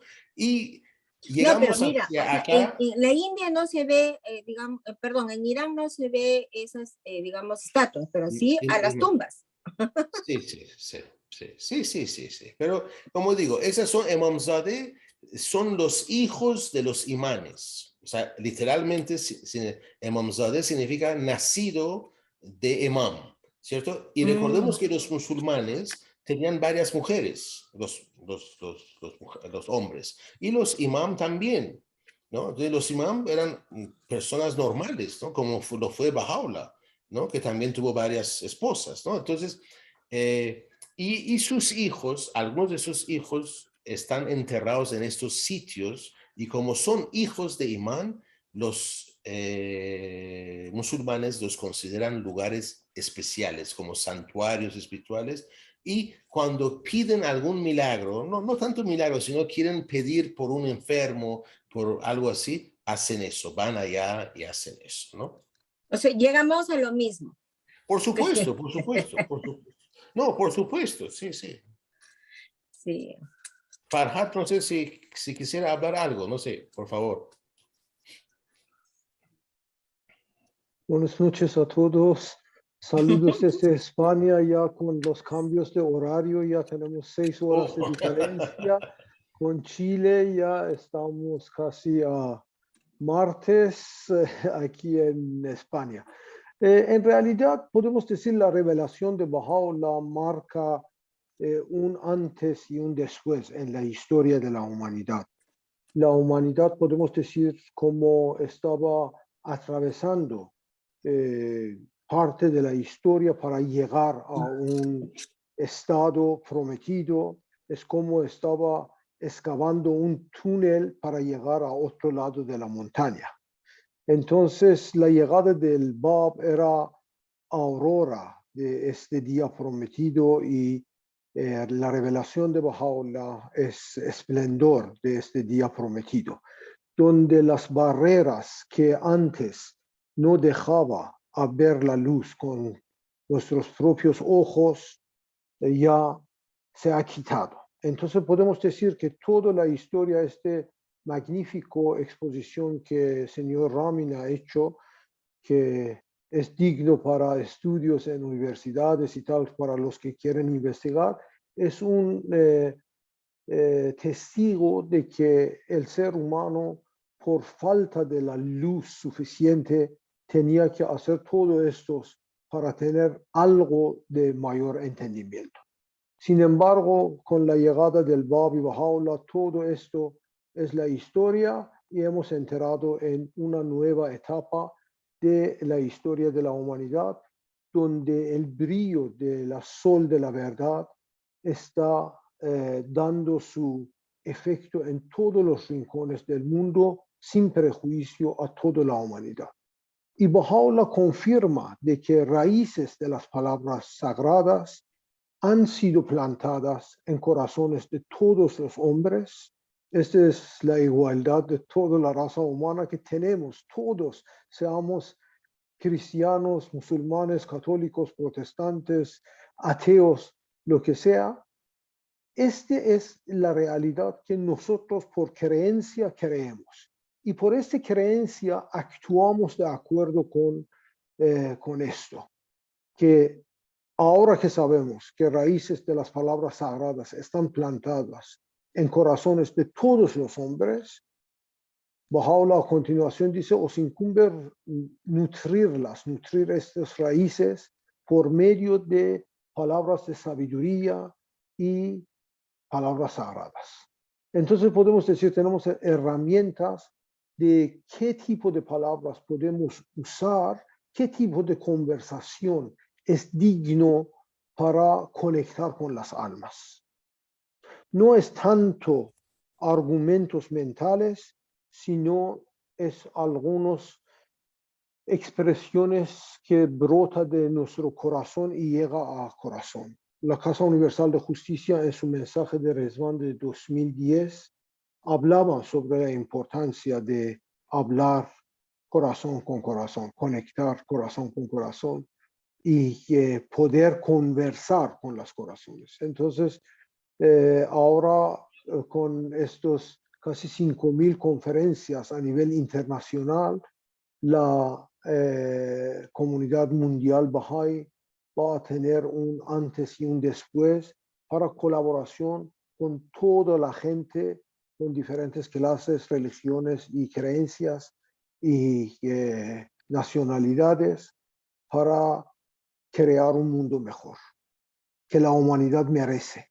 Porque en realidad Baha'u'llah ha venido y ha iluminado, hasta ha iluminado todas las creencias anteriores, antiguas. Porque la luz, el brillo de luz de la revelación de Baha'u'llah ha cambiado muchísimo. Hasta hace unos pocos años, el anterior Papa dijo de que, por ejemplo, el tema de resurrección es un tema espiritual y no material. Imaginaos, 2000 años, los cristianos pensaban que Jesucristo se levantó hacia el cielo y ahora viene Papa y dice, no, mira, este era un significado espiritual. ¿De dónde viene este? Viene del brillo de la revelación de Baha'u'llah. O este Papa actual, hace un año pico, dijo, el fenómeno cielo y infierno no es un estado material, es un estado espiritual. ¿De dónde viene este? Viene de la revelación de Baha'u'llah, porque la revelación de Baha'u'llah ha dado luz a también antiguas creencias. Hasta en Islam vemos de que muchos de los sacerdotes cambian las versiones antiguas a una nueva versión moderno que es bajo de nuevo entendimiento de que la religión y la ciencia tienen que estar en armonía. Muchísimas gracias y gracias por permitirme. No, gracias. Gracias, Farhad. Muchas gracias. Muy lindo lo que acabas de decir y sí es muy cierto todo. María, también me gustaría decirte algo. Ayer, antes de ayer, estaba leyendo algunas cosas sobre secreto de la civilización divina y encontré por casualidad una carta de la Casa de Justicia que una persona X, no sabemos el nombre, pero que estaba hace unos años traduciendo este libro del inglés a portugués. Me hace pensar que es de Portugal y no de Brasil. Y esa persona, Bahá'í obviamente, muy devoto, ve algunas cosas en el libro y le llama la atención y hace la consulta a la Casa de Justicia. Y me hizo ver que realmente como personas estamos limitados a nuestras percepciones. Baha'u'llah en el Kitab Irán habla sobre el sol, ¿no? Que el sol, Baha'u'llah mismo dice, simplemente brilla. El sol no tiene una mañana, no tiene un mediodía, no tiene una noche, no tiene salida ni puesta, no tiene que está nublado o no está nublado, no tiene, ¿cómo se llama eso? Invierno, verano, no, sencillamente, Baha'u'llah dice, simplemente brilla. Pero para nosotros los hombres que vivimos aquí en la tierra, el sol sale, se pone al mediodía arriba, después la puesta del sol, después es noche, estamos a oscuras, en el invierno el sol como que no quema, no calienta, y en el verano estamos buscando sombra porque está muy fuerte, ¿no? Ese tipo de cosas, ¿no? Y eso me hizo ver que estamos condicionados a nuestra realidad material, a nuestro cuerpo. No sé si me dejo entender, ¿no? Entonces, para nosotros, alguien nos puede decir, no, pero el sol para nosotros es mañana o tarde o noche, invierno o verano. No podemos escapar de esto. Abdul Baha mismo, en contestación a algunas preguntas, cuando habla sobre el lenguaje humano, que no puede adecuadamente hablar de Dios o entender a Dios, ¿no? Y dice que eso es importante entenderlo para entender todo lo demás, o sea, lo espiritual. Habla de esto, específicamente lo menciona, dice que el lenguaje humano está tan condicionado a nuestra realidad física que no podemos escapar de esta realidad. Entonces, volviendo a esa carta, a esa consulta que hace esa persona Bahá'í que está haciendo, voy a compartir con ustedes la carta, está en inglés, me van a ayudar, acá hay varios que hablan inglés mucho mejor que yo. ¿Dónde está eso que no lo veo ahora? Discúlpenme un ratito, aquí está creo, ¿no? Un ratito, disculpen. Acá está, muy bien. Lo pueden ver, ¿no? Entonces, acá dice, ¿no? El señor tal lista o hace una lista de algunos lugares en el secreto de la civilización divina donde los pronombres que hacen referencia a Abdul Baha están capitalizados, están ¿no? Con en mayúsculas. Y el señor tal indica que él está consciente que Abdul Baha era conocido como maestro durante el ministerio de Baha'u'llah y que él inquiere o pregunta o consulta si la estación de Abdul Baha en ese tiempo era ya tan especial para que hiciera referencia a él mismo con ¿cómo se llama? Con mayúscula. Con letra mayúscula, sí. Sí. Miren amigos, qué pregunta tan inocente, ¿no? Un Bahá'í agarra el libro y dice, carambas, estamos hablando sobre la versión inglesa, ¿cierto? Y, carambas, supongamos que dice yo, ¿no? O el autor, y dice que todo está en mayúscula. Dice, y Abdul Baha tendría 20 y tantos años en esta época, ¿cierto? Entonces, era ya tan especial que capitalizaba su propio nombre, ¿no? Y eso, ¿por qué lo dice él? Con mucha sinceridad es esto. Por un lado, sabe que Abdul Baha es la encarnación de humildad. Y después ve esto y dice, carambas, ¿qué pasó? Pero no nos damos cuenta que estamos condicionados a nuestra realidad. Él está pensando en su idioma y está pensando en el idioma inglés. Ahora observen qué le contesta la Casa de Justicia, ¿no? ¿Qué le contesta en Casa de Justicia? Dice, en contraste a muchas lenguas europeas, en persa, los pronombres personales nunca van en, ¿cómo se llama? Mayúscula. Con mayúscula. Abdul Baha siguió esa regla establecida y no capitalizó o puso en mayúscula los pronombres que hacen referencia a él. Cuando el libro fue traducido al inglés, el traductor particular ¿no? que lo hizo, empleó la convención común en inglés, ¿cierto? Y es más, miren qué cosa hermosa, la Casa va más ahí, dice, es interesante notar que cuando Abdul Baha firmaba su nombre en inglés, él usaba una combinación de mayúsculas y minúsculas. Él típicamente escribía, miren esto amigos, Abdul Baha Abbas. La referencia a Baha'u'llah, el nombre de Baha, era la única palabra que él ponía en mayúscula.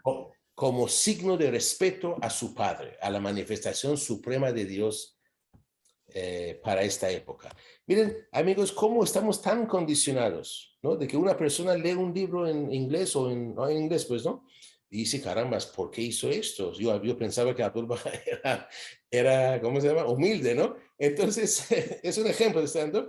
¿Por qué? Porque, y ni siquiera pensó que tal vez en persa no es así. Y efectivamente, Farhad puede dar razón, no únicamente los pronombres, ninguna palabra en persa empieza con mayúscula. En persa, la regla es, en persa y en árabe, toda palabra empieza con minúscula y acaba en mayúscula. ¿Qué es lo contrario acá, por ejemplo? ¿no? Acá todo empieza en mayúscula, ¿cierto? Y en minúscula, ¿no? En Irán, en persa y en árabe, es a la inversa, ¿no? Entonces, pero esa persona, dentro de su amor por Abdul Baha, encontró una contradicción. ¿Por qué? Porque estamos condicionados a nuestra realidad, ¿no? ¿no? En este caso, a su idioma, en su idioma. Nada más te quería decir eso. Entonces, María, la humanidad sigue siendo presa de su realidad física y siempre va a estarlo. Nuestra lengua jamás podrá escapar de nuestra realidad física. Eso es lo que dice Abdul Baha en contestación a algunas preguntas. Entonces, a lo largo de los años, de los ciclos, de los milenios, no sé, hemos necesitado de esas imágenes, de esas, no sé cuál es la palabra, esas ideas físicas, ¿cierto? Para entender las cosas. Por eso es que ahora Baha'u'llah dice que él ha venido, o el Bab, mejor dicho, con el Bab y con Baha'u'llah, mejor dicho, han venido las manifestaciones para dar las restantes 25 letras de conocimiento que faltaban. O sea, todo lo anterior al Bab y a Baha'u'llah habían dado a la humanidad 2 letras de las 27 letras del conocimiento. Y con ellos ahora la humanidad ha recibido las otras 25, ¿no? Entonces, como Farhad también lo mencionó, es esto, ¿no? O sea, todo lo que estamos viendo hoy en día es por la causa de Baha'u'llah. Es más, Abdul Baha en sus tablas en persa, a los Bahá'ís en Irán, pocos han sido ya traducidas hace poco por la Casa de Justicia, dice una y otra vez que todo lo que vemos hoy, nuestros laptops, ese Zoom que estamos usando, ese celular, nuestra facilidad para viajar, el coche, el avión, el barco, qué sé, bla, bla, bla, bla, todos han sido, por la infusión que Baha'u'llah ha dado al mundo, ¿no?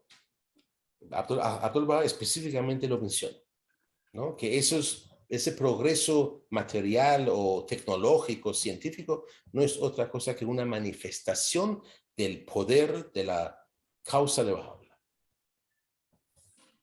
Ok. Gracias. No, a ti. Gracias, Ramil. Yo quiero saber si Manuel nos puede apuntar algo más.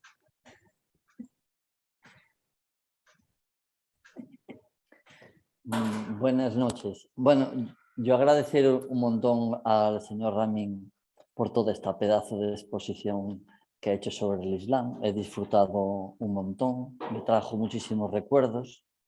Entonces agradecerle todo esto que ha expuesto sobre esa tradición, sobre ese hadith. Y me ha gustado muchísimo. Decir sí que podía apuntar muchísimo, pero bueno, son las 12 de la noche. Y es bastante tarde. A mí sí lo que me gustaría saber, me gustaría decir, es lo que habéis hablado, y bien lo dijo Ramin, sobre las estrellas, y habéis hablado sobre los sacerdotes y los ulemás. Yo creo que siempre esto lo tenemos que contextualizar. Cuando nosotros estudiamos la historia, vemos cuando una manifestación de Dios se presenta a la humanidad, pues amanece ese nuevo día, como también habéis explicado. Y después surgen unos guías que eran necesarios en los tiempos antes de la venida del Bab, es decir, en nuestra nueva era Bahá'í. Entonces, las circunstancias fueron las que fueron casi como necesariamente. Ningún creyente de aquella época pensaba, o una gran mayoría, ¿no?, consideraba ni tenía conocimiento para poder leer ni la Biblia ni el Corán. Y se tenía que valer de esas personas mínimas que había que tenían ese conocimiento. Muy poca gente sabía hablar hebreo, muy poca gente después, porque dominaba más bien el arameo. Y en los tiempos de Jesucristo, pues había muy pocos. El sacerdocio es el que dominaba y los demás lo seguían a pies y puntillas, ¿no? Poca gente se ponía en contra de ellos, ¿no? Entonces Jesucristo rompió muchísimo y advirtió de todas las contradicciones que existían en lo que es el sacerdocio judío. Poco tiempo después, Pablo hizo exactamente lo mismo. No había sacerdocio, como bien apuntasteis, Ramín. pero sí empezaban a aparecer como personas que tenían que guiar a esa gente a las iglesias, que iglesia, eclesía, que es lo único que significa, es una comunidad donde se juntaban en las casas, como nosotros hacemos hoy en día, y de ahí fue apareciendo hasta llegar a crear una administración, porque era necesaria. ¿Cómo se puede guiar una iglesia si no existe una amalgama de unas instituciones? Tienen que crearse para darle cuerpo a esas enseñanzas.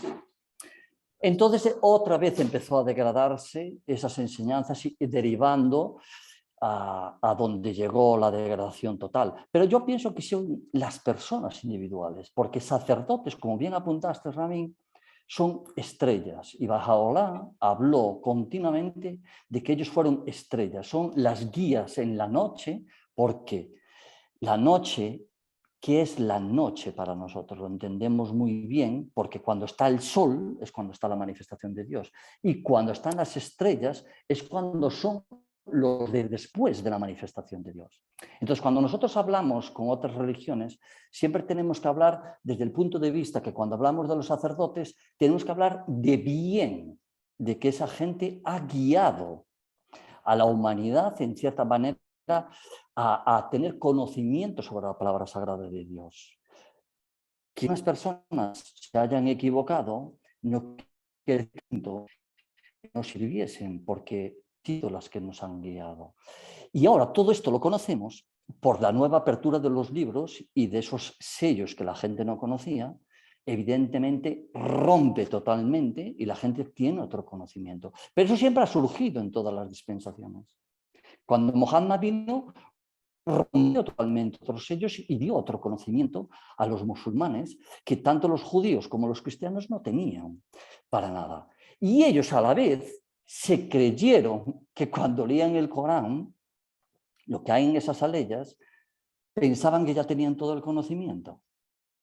Y aun leyendo de que continuamente en cada ley que hay en las suras del Corán, les está diciendo que vais a cometer los mismos errores que están cometiendo los judíos y los cristianos, ellos seguían pensando que ya tenían conocimiento suficiente.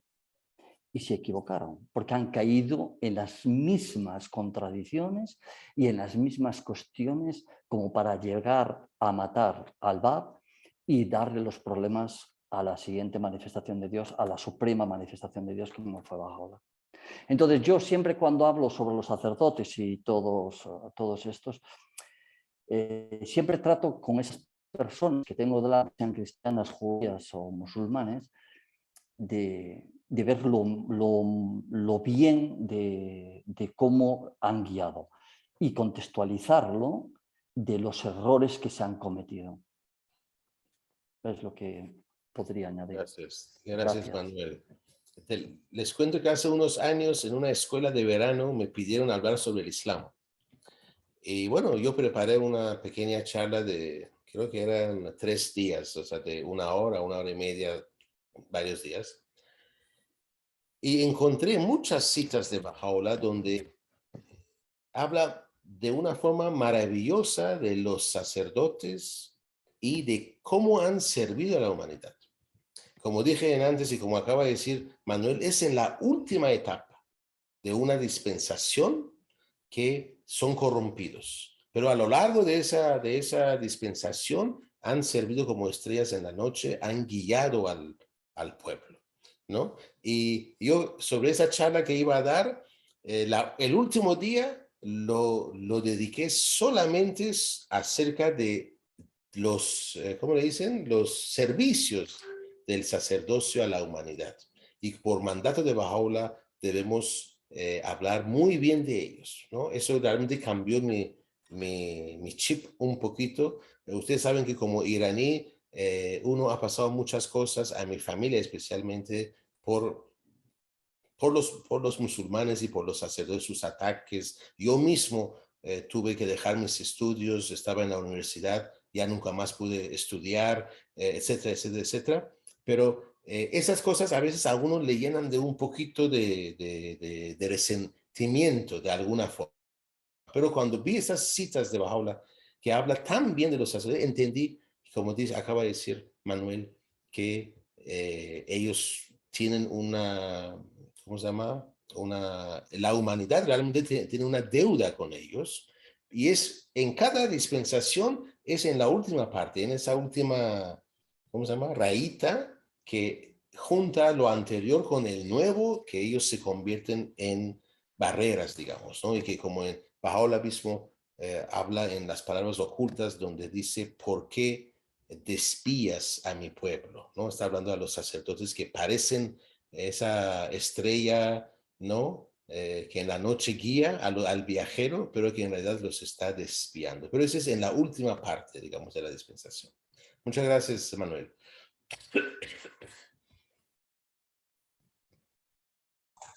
Gracias, querido Manuel. Amigos, ¿alguien más quiere hacer algún apunte?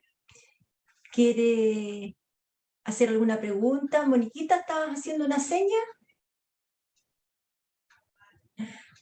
No te escuchamos. Decir, Ya buenas despidiéndonos. No quiero despedirme, quiero despedirme. Buenas Ya noches. despidiéndonos, se Hasta luego. invita, como vi al señor Adiós. Farhad, Buenas que ya noches. estaba Perfecto. despidiéndose también. Sí, Farhad, muchas gracias por acompañarnos y sabemos que para Muy España lindo. ya es tremendamente tarde. Aló.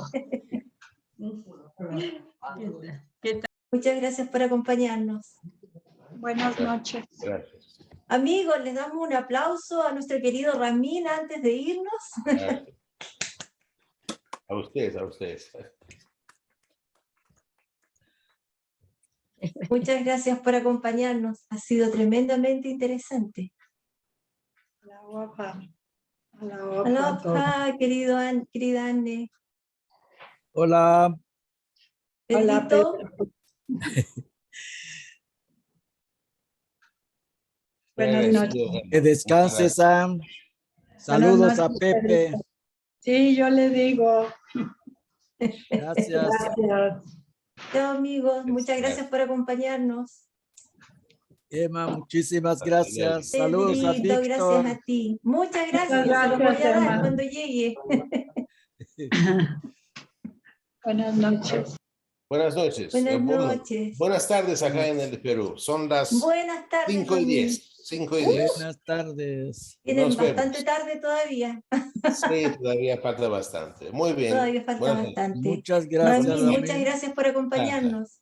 No, siempre un placer. Más bien, muchas gracias a ustedes. Adiós. Chao, chao.